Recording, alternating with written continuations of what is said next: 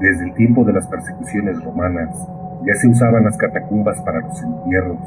ya como sinónimo de veneración, de honra a ese cuerpo, templo del Espíritu Santo, imitador de Cristo en el martirio y prenda de resurrección futura.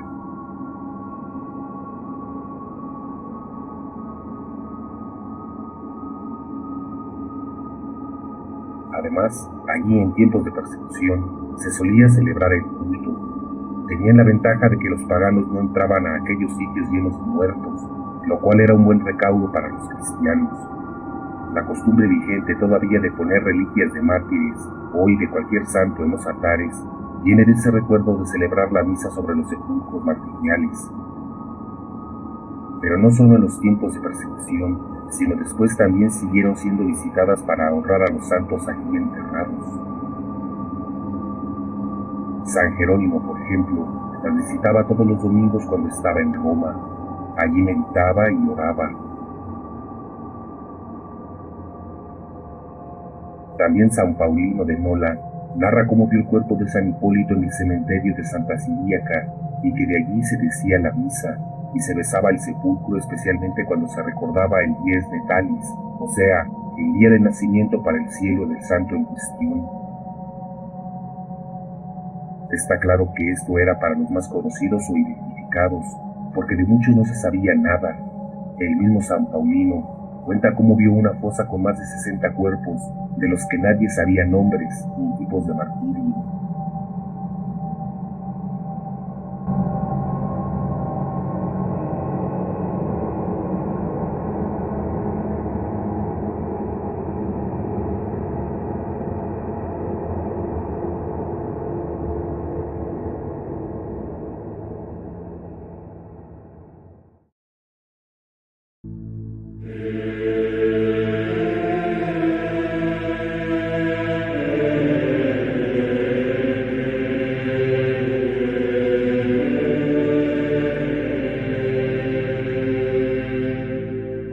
Un corposanto es una clase especial de relicario con una figura o estatua de cera que funciona como simulacro o representación del cuerpo de los mártires. Estas figuras, tanto santos como santas, son representados en posiciones que asemejan estar durmiendo o descansando, pero que en realidad expresan el somnium pes, sueño de la paz, es decir, la muerte, por la que los mártires se han unido a la gloria de Cristo.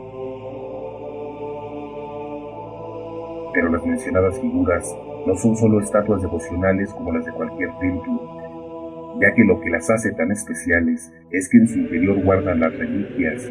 los huesos de mártires cristianos perseguidos y ejecutados en Roma durante la persecución del imperio durante los primeros siglos de la Iglesia, y que fueron sepultados en las catacumbas donde las primeras comunidades cristianas no solo se reunían para la liturgia, sino que también acudían para visitar y orar ante las tumbas de aquellos que les habían precedido en la fe y de manera particular venerar la memoria de los mártires. De esta devoción y cercanía a los mártires en la iglesia primitiva es que se desarrollaría toda la devoción a los santos como la conocemos hoy en día, ya que al principio solo se recordaba y veneraba la memoria de aquellos cristianos que habían sido martirizados. A medida que fueron pasando los años, la persecución fue disminuyendo y cristianos dignos de admiración morían de manera natural y no ejecutados por odio o rechazo a su fe, así que se empiezan a agregar nombres de santos no mártires a la lista oficial de la Iglesia, lista que se ha venido extendiendo hasta nuestros días. Con todo esto, la devoción a los mártires siempre fue fuerte y continua, por lo que hacia el siglo X, pero más frecuentemente desde el siglo XVI hasta el siglo XIX, muchos cuerpos de mártires antiguos fueron exhumados de las catacumbas y expuestos a la veneración en varias iglesias. Para identificar de manera precisa los restos de los mártires, se buscaba que en las lápidas de las catacumbas se encontrara alguna señal o símbolo relacionado con el martirio, como una palma, símbolo de la victoria, y dentro de la tumba, junto a los huesos del mártir, un vas sanguinis, que era una especie de vaso o ampolla de cristal donde se había recogido la sangre del mártir, ya fuera tierra empapada en sangre o ropa ensangrentada. Estos dos signos eran suficientes para comprobar la muerte violenta y además el sacrificio de la vida en defensa de la fe cristiana, y con esto podrían ser extraídos y llevados a un templo para ser venerados.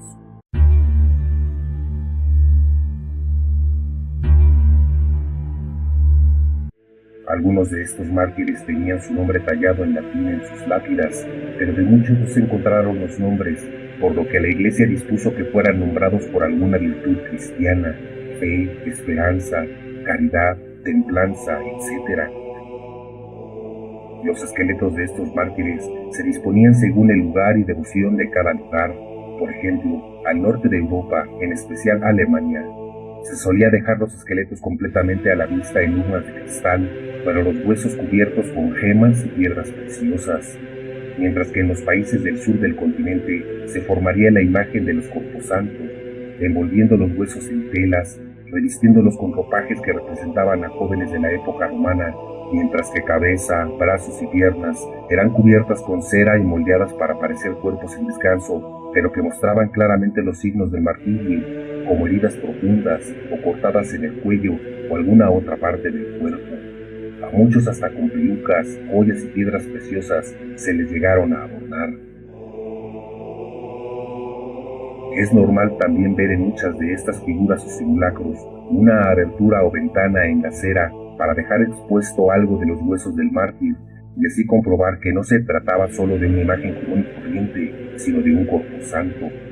De igual manera, estas estatuas siempre van acompañadas por el vas sanguinis, visible junto al cuerpo del mártir, y una autenticae, que es un documento oficial que empezó a usarse desde el Concilio de Trento y expedía la Congregación de Indulgencias y Santas Reliquias.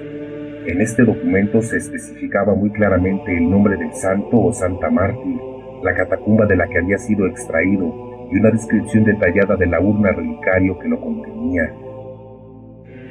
No hay que confundir estos relicarios con otras figuras de cera o plata que en su interior guardan también reliquias de santos modernos.